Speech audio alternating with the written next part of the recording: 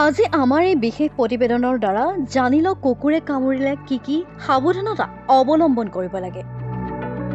কুকুৰে কামুৰাৰ লগে লগে এই 10টা কাম কৰক। কুকুৰৰ কামোৰা ঘাঁটো যিমানেই সৰু যেন নালাগক কিয়, কিন্তু ইয়াৰ ফলত গুৰুতৰ সংক্ৰমণৰ সম্ভাৱনাও বৃদ্ধি পোৱাটো আশংকা থাকে, আনকি ই মাৰাত্মক বুলিও প্ৰমাণিত হ'ব পাৰে।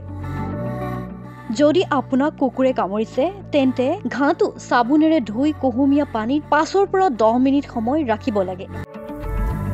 তাৰ পিছত শুকুৱাই লওক। ৰক্তক্ষৰণ হলে পৰিষ্কাৰ কাপোৰেৰে ঘাঁটো হেঁচা ধৰিলে ৰক্তক্ষৰণ বন্ধ হয়।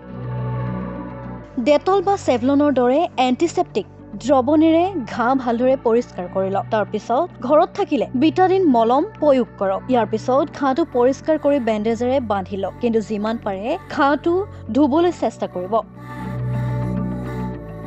আৰু যিমান পাৰে সোনকালে চিকিৎসকৰ ওচৰলৈ যাওক, যাতে আপোনাৰ ঘাঁটো চিকিৎসকে চাব পাৰে, তাৰ সঠিক চিকিৎসাৰ পৰামৰ্শ দিব পাৰে। ডাক্তৰে আপোনাক টিটানাছ আৰু ৰেবিজৰ টিকা দিব। ৰেবিজৰ সকলো ড'জ ল'বলৈ নাপাহৰিব, নহলে ৰেবিজৰ আশংকা থাকিব।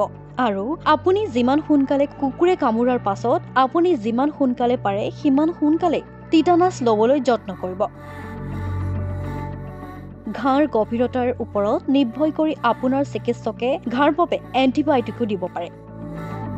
কুকুৰে কামুৰিলে ঘাঁৰ পৰা প্ৰায় পুঁজ ওলায়, গতিকে ভালদৰে পৰিষ্কাৰ কৰক। যদি ঘাঁটো গভীৰ হয় তেন্তে দিনটোত কমেও 2বাৰকৈ ঘাঁটো ড্ৰেছিং কৰাটো প্ৰয়োজনীয়, যাতে ঘাঁটো কোনো ধৰণৰ সংক্ৰমণৰ নহয় তাৰ প্ৰতি লক্ষ্য ৰাখিব। যদি ৰক্তক্ষৰণ বন্ধ নহয়, পুঁজৰ লগতে ৰঙা পৰা ফুলি উঠে, বিষ বাঢ়ে বা জ্বৰ হয়, তাৰ পিছত লগে লগে চিকিৎসকৰ সৈতে যোগাযোগ কৰক। কেতিয়াও ঘৰুৱা দৰৱ বা ঘৰুৱা ঔষধ ব্যৱহাৰ নকৰিব।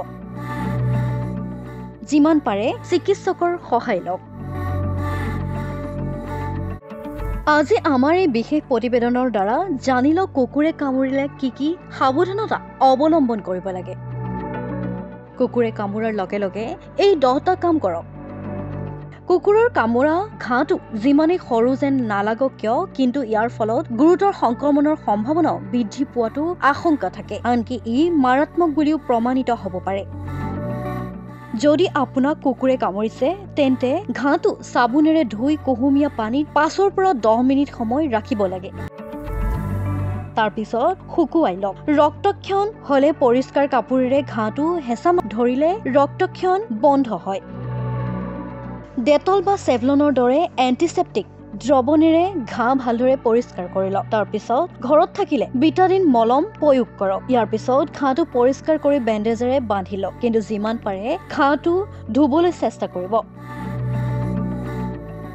আৰু যিমান পাৰে সোনকালে চিকিৎসকৰ ওচৰলৈ যাওক, যাতে আপোনাৰ ঘাঁটো চিকিৎসকে চাব পাৰে, তাৰ সঠিক চিকিৎসাৰ পৰামৰ্শ দিব পাৰে। ডাক্তৰে আপোনাক টিটানাছ আৰু ৰেবিজৰ টিকা দিব। ৰেবিজৰ সকলো ড'জ ল'বলৈ নাপাহৰিব, নহলে ৰেবিজৰ আশংকা থাকিব।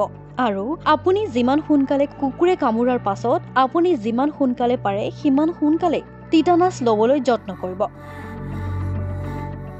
ঘাঁৰ গভীৰতাৰ ওপৰত নিৰ্ভৰ কৰি আপোনাৰ চিকিৎসকে ঘাঁৰ বাবে এণ্টিবায়টিকো দিব পাৰে। কুকুৰে কামুৰিলে ঘাঁৰ পৰা প্ৰায় পুঁজ ওলায়, গতিকে ভালদৰে পৰিষ্কাৰ কৰক। যদি ঘাঁটো গভীৰ হয় তেন্তে দিনটোত কমেও 2বাৰকৈ ঘাঁটো ড্ৰেছিং কৰাটো প্ৰয়োজনীয়, যাতে ঘাঁটো কোনো ধৰণৰ সংক্ৰমণৰ নহয় তাৰ প্ৰতি লক্ষ্য ৰাখিব। যদি ৰক্তক্ষৰণ বন্ধ নহয়, পুঁজৰ লগতে ৰঙা পৰা ফুলি উঠে, বিষ বাঢ়ে বা জ্বৰ হয়, তাৰ পিছত লগে লগে চিকিৎসকৰ সৈতে যোগাযোগ কৰক। কেতিয়াও ঘৰুৱা দৰৱ বা ঘৰুৱা ঔষধ ব্যৱহাৰ নকৰিব। যিমান পাৰে চিকিৎসকৰ সহায় লওক।